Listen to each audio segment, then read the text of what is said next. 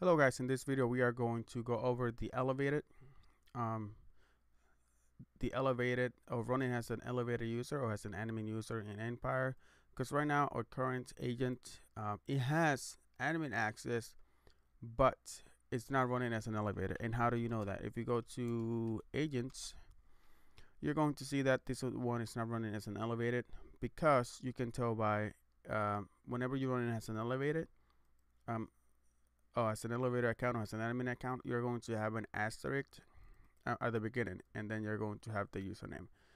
So the way that you can run as an elevator, you first need to have local admin access. If you don't have local admin access, you won't be able to do that.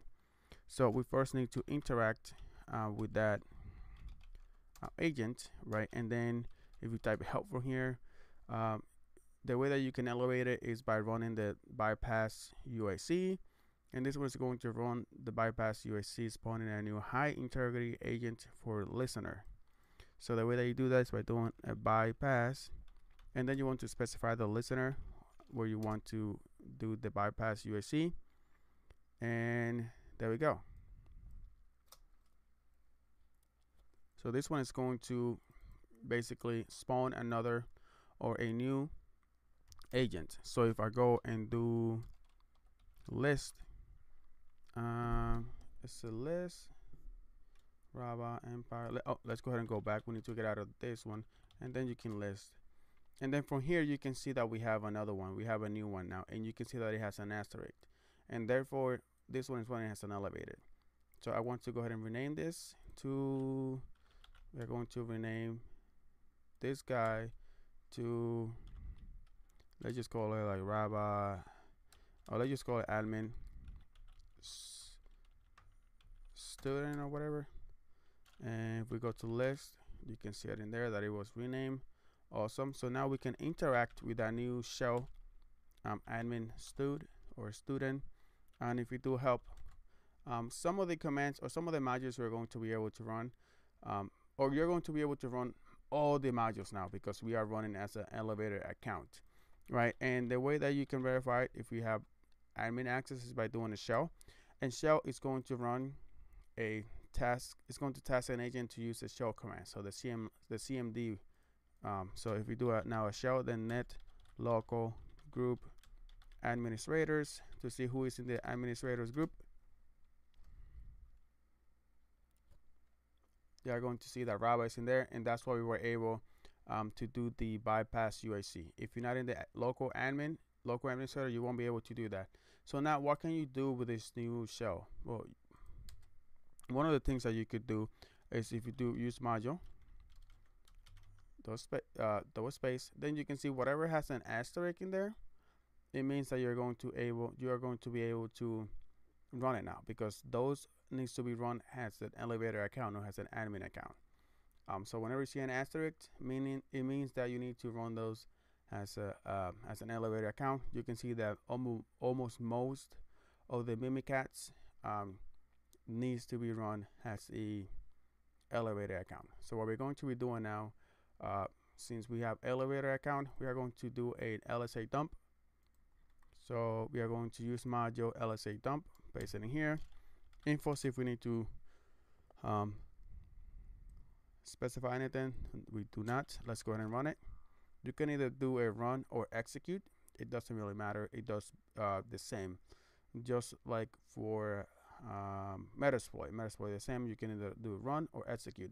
So let's do an LSA dump, and let's go ahead and wait for that. It takes a couple seconds for that to do the run Mimikatz, and here we go. It is going to start now. So let's go ahead and give it a couple more seconds, and there we go. So what did we find in here? We didn't really find anything. We found that our credentials. We also found the administrators. So this is something good to save right now. So the administrator account, we have it. But the thing is, for the NTLM, you're going to be able to do a passive hash attack, and you're going to be able to run as the administrator. But this one is for the local admin. So not really a lot of information, but you can do a passive hash attack. Let's go ahead and go back and do module, and we want to do credentials, Mimikatz. Is there a passive hash? Yep. Info. So create ID from the store to use. So here it is, the user. So let's go ahead and set the user to administrator.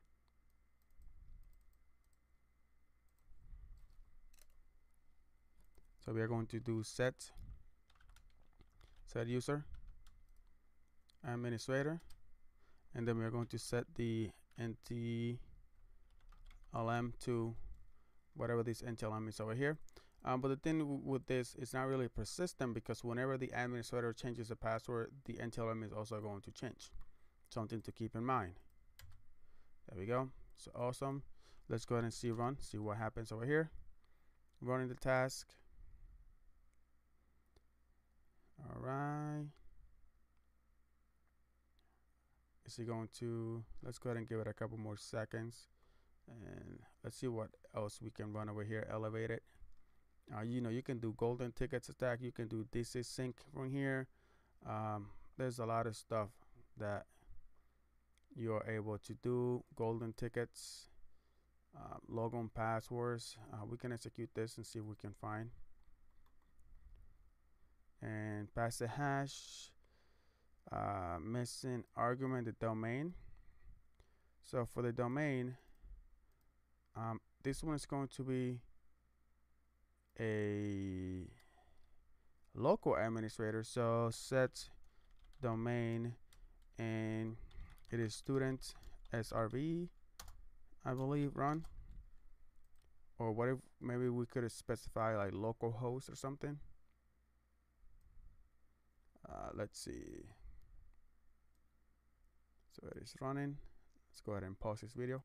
So there we go. We were successfully able to do a pass the hash attack, but this one doesn't really, I don't know if I want to say it doesn't really matter, but for this one, since we already have local admin access, this pass the hash attack doesn't really take us anywhere unless this administrator has local admin access to another account, or to another, not to another account, or to another server. What you could do is you can try now to see if you can get to another server with this with this pass the hash attack. But yeah, that's how you do it. And you just gotta make sure that you know your domain. Always specify the domain, because if you don't specify the domain, it's going to give you an error. Since this one was a local account, I use specify the local server for the domain. So that's how you do a pass the hash attack, and that's how you execute and also elevate your shell to a local admin, so you are able to, you know, execute all of the other ones. Like you can do also same. You can do purge. Purge basically is going to delete all the tickets that you have in there. So a lot of good stuff.